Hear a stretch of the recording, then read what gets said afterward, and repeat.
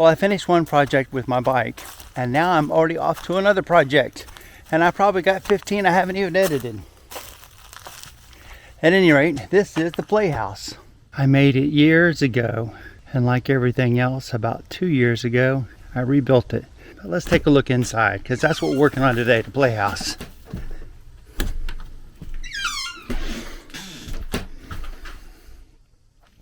The bench usually goes out front, but we had a storm, so it made it in here. And there you go, the handprints of my kids and the year that we put them up there. We had an RV, and it had a bench that you could pull out into a bed. And that's what we're going to do. We're going to make the wooden framework to put a seat in here that can be converted into a bed. Because it's got a little loft up there. And I keep thinking one of these years my grandkids are going to want to camp out here. But the most important thing for me is it's going to let me get some Tupperware in here. But I should be able to put that Tupperware underneath it. And I should be able to get 8 of them underneath there. Which means I should be able to get rid of some other Tupperware containers. And I've got stuff in the closets too, Legos and other things that are in this closet and that closet. I'd like to get them all out here and have them in one spot. And even if the grandkids were to come over and want to play with the Legos inside, it would be just as easy to come out here and get it out of the playhouse as it would be to go through the closet and get it out of the closet in the house. At least everything will all be in one spot. And the kids will know what they can play with. So let's get to it.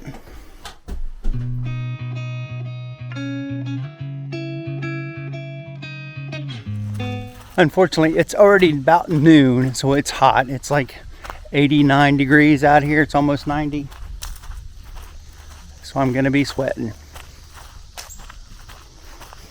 But I think I've got a plan for this. We'll get it put together real quick. Ooh, I shouldn't say that. I'm going to jinx myself. Nothing ever goes quick, does it?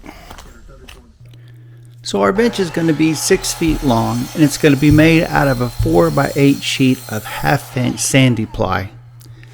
And what I'm going to do is I'm going to take some 1x4x8s and cut them down to 6 feet long, because the 1/2-inch sheet of sandy ply is not strong enough to support the weight, at least of an adult. Here I've got a bunch of boards that I've cut to the rough length. I'm going to stack them on top of each other, and then I'm going to line up the end and cut them all the exact same length. Once I had all my 1x4s cut to the right length for both the seat and for the legs of the bench, I moved on to cutting my sheet of plywood. And I usually take a piece of paper and draw out what kind of pieces I need before I make any cuts of my plywood. That way I can make sure I get the most out of it. This is the 3rd time I drew this out, and I filmed all 3 of them, but the biggest thing to take away from it is not how I'm lining out my cuts, but just take the time and figure out how to use your plywood, because there's nothing worse than getting halfway through a project and realizing you got to go back to the store and buy a sheet of plywood for some piece that's only 12 inches by 12 inches. Currently, I cut all my plywood on the ground, and the first thing I have to do before I cut anything is make sure that my saw blade isn't set too deep and that I'm not going to nick it on the concrete. Then it's a matter of taking my skill saw and lining it up where I need my cut and clamping down a metal bar that I use as a straight edge. This way, when I rip the plywood, I'll end up with a straight cut all the way down.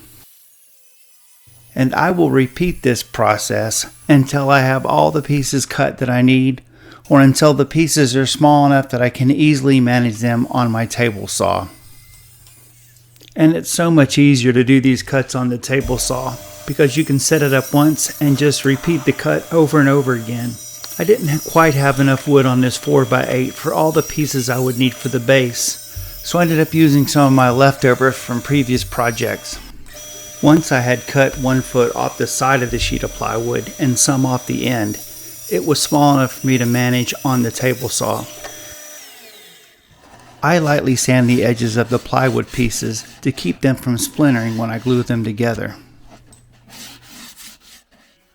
Here are 2 of the 1x4x6 foot long pieces that I cut earlier that I had clamped and glued together to support the seat portion of the bench. I'll sand all the joints until they're flush to make sure I have a good surface to glue to. After I put down a very liberal amount of exterior wood glue, I ended up using a paintbrush and spreading it out across the surface of the 1x4. You can use the same paintbrush over and over again if you clean it up as soon as you get done with it. After that, it was simply a matter of taking the 1/2-inch seat base and clamping it down to the frame.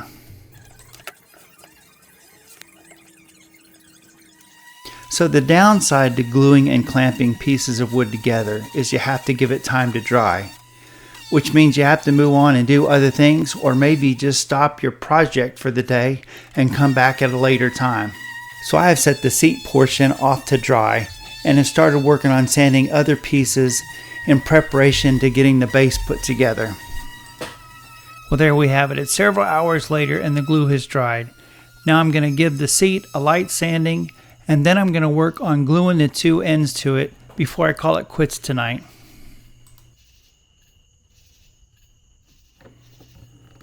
After putting glue on the end, I'll end up setting it down on the seat base, clamping it in place, and then I'll use a couple of framing squares to make sure that I've got it at a 90-degree angle to the seat. After that, I'll move on to the other end and do the same thing. A lot of times on my projects, I'll go as far as I can with the clamps I have, and when I run out of clamps, that's when I normally call it quits for the day.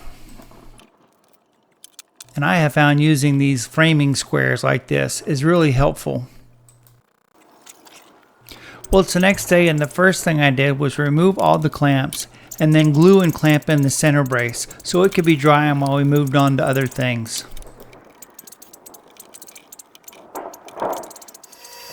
I'll take a couple of 1x4s and cut them down on the table saw into 3/4 inch by 3/4 inch strips. And I will glue these to the bottom of the seat, and the purpose of these are to form guides so that you can slide the seat forward and the back cushion can end up falling down and become part of the bed. I've got another 1/2-inch panel clamped to the side to make sure I got my guide in the right spot, and the goal is to make sure there's enough room for it to slide in and out. Here we'll do the same thing for the center support and glue down some guides next to it.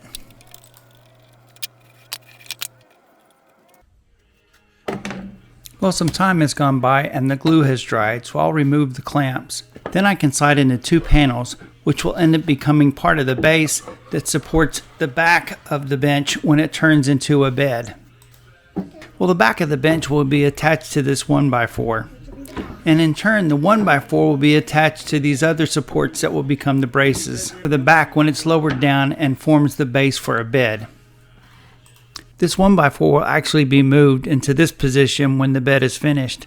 And now you can see how the top portion of the backrest ends up becoming part of the bed. At the moment, our bed or bench would be pretty wobbly because it's only got a 1/2-inch glue strip on the sides and center. So I'm going to stop all that shaking by adding some supports to the back of the bench that will be attached to the wall. And I'm going to attach these triangle pieces with some glue and a nail gun. First, I'll check to see how far the nails I'm going to use are going to penetrate the wood. Then I'll lay down a good bead of glue onto that edge, and then we'll nail it in place. With the first end done, I'll do the same thing for the two pieces that will make up the center and the other end. I didn't really plan on these braces, so I cut these out of scrap material, which is also 1/2-inch sandy ply. The tan pieces just have a coat of finish on them. Well, I'll call them legs, so with all of the legs having braces put on them, I'll check the dry fit of the 1x4, and then I will attach the 1x4 all the way across to all four of the braces that connect to the legs. So once this piece is complete, I will end up attaching it to the wall where the bench is supposed to be. And the way this is going to work is the back portion will end up being attached to the seat portion with some hinges. And you'll just pull the bottom out and the back will fall down and it'll just convert straight into a bed. I'll measure out the placement of all the hinges. That way I can make sure that they're spaced evenly. I had several hinges left over from another project, but not any screws. So here I am making sure that the screws aren't too long for the hinges I'm using. I like to pre-drill all my holes. That way I can ensure that the screw is going to go into the center of the hole on the hinge. And then I'll use the same DeWalt drill, but I'll replace the drill bit with a Phillips head tip and use the screws and screw in the hinges.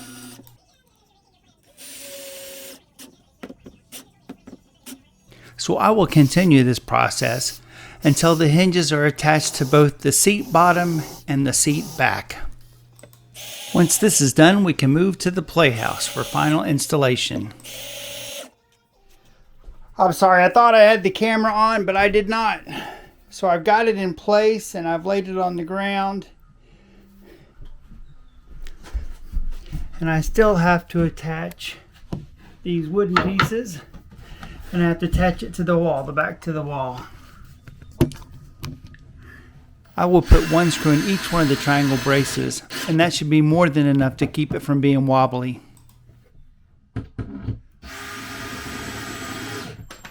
Well, here you can see how the back piece is attached to the wall. Now all I need to do is screw in these 3/4 by 3/4 inch strips. And I will drill a pilot hole in these to make sure the wood does not split like I've done everywhere else. I put one strip on top of the other, so that way as I drilled the hole, it would go through and mark the other piece of wood. That way I could ensure that all my holes were the same on each piece. I know that means I have OCD a little bit, but I just like things to be as uniform as they can. I think it just makes the finished product look better.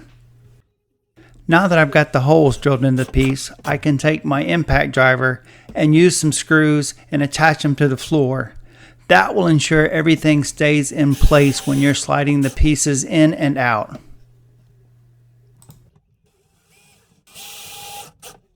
Well, there we go. I believe I have got everything done. You can see how the strips are attached to the floor and keep the legs in place. Well, it's currently in the seating position, and you can see how the hinges and the back work. They just lean up against the wall. And when you're ready to convert it into a bed, you just pull the seat portion forward. And just like we designed it, there's plenty of room underneath it to put some Tupperware containers and store all the grandkids' toys. Sometimes I think I must be the recycling king, because I always seem to find a second and a third life for a lot of things. And these seat cushions that could have got thrown away when we were reworking our camper now have a second life in the playhouse. And if my grandkids are too scared to spend the night in the playhouse by themselves, now there's a decent place for an old guy like me to spend the night out there with them to make sure that the boogie monster doesn't get anybody. And the next day when everybody's up and ready to play, it's easy to convert back into a seat. You just move the cushions out of the way, push the back up against the wall, and there's a great comfortable spot for a grown-up to sit and hang out with the grandkids. Well, it might get the official 2 thumbs up, but there's still quite a bit of work for me to do. I've got to go through all the Legos and other toys that are around and get them stored away in those Tupperware containers and get them positioned underneath the bench so the toys are there ready to be played with. Well, there you go. This bench project is done. It was a good use of leftover materials from our pop-up camper, but I still have one more project for the playhouse. I've got a piece of plywood and I wanted to attach a Hot Wheels track to it for the grandkids to play on, but that will be in another video at another time. So, like, subscribe, check out my playlist, because we could be in the playhouse, and I'll see you in that next video.